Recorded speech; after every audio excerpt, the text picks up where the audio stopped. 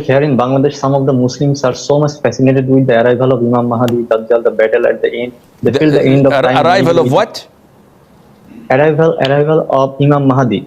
When is he coming?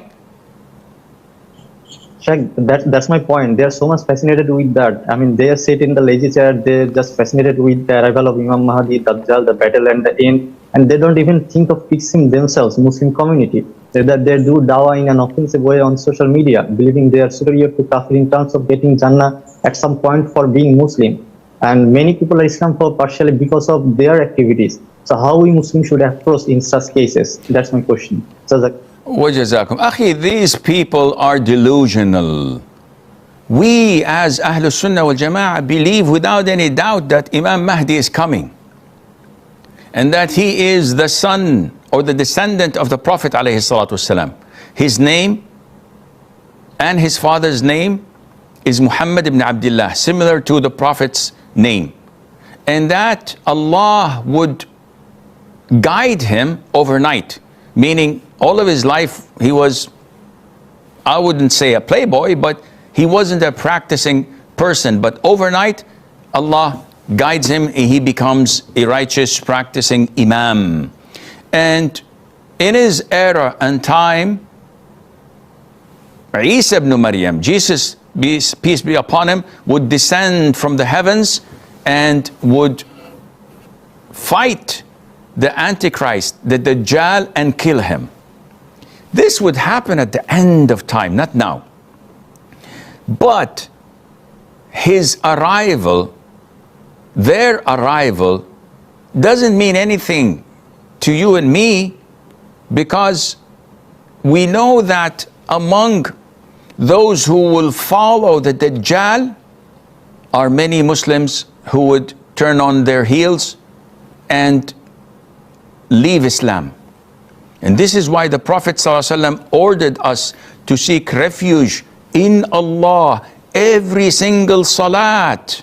At the end of it, before offering salam, where we say, أعوذ بك من عذاب جهنم ومن عذاب القبر ومن فتنة المحيا والممات ومن فتنة المسيح الدجال. I seek refuge in you, Allah Azza wa Jal, from the tribulation and the testing of this calamity, this fitna, this trial of the Antichrist or the Dajjal. The Prophet told us that those with weak iman would come to see him and they would turn back on their heels and follow him.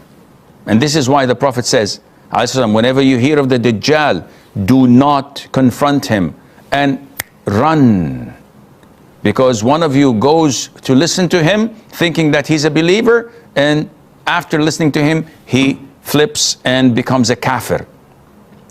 Therefore, don't care when Al-Mahdi is coming, because if he comes in the state that you and I are in today, most likely we would not follow him. Our iman is weak. We're not committed to Islam. We can't even pray Fajr on time in the masjid. We can't even say the truth without lying or cheating or consuming people's wealth unlawfully. We abuse our wives, and we're not fair with our children, and we're not good with our neighbors, and we do not connect our next of kin. What kind of a Muslim are you talking about? So be careful of these people and don't spend time debating or arguing with them. Let them be. Focus on yourself, on fixing yourself, your family, your relatives, your neighbors, your colleagues, those around you. And build a strong foundation and cement iman in their hearts, because if you do so, then inshallah, when Imam Mahdi comes, you will be one of his supporters, if not one of his commanders, with the grace of Allah Azza wa Jal.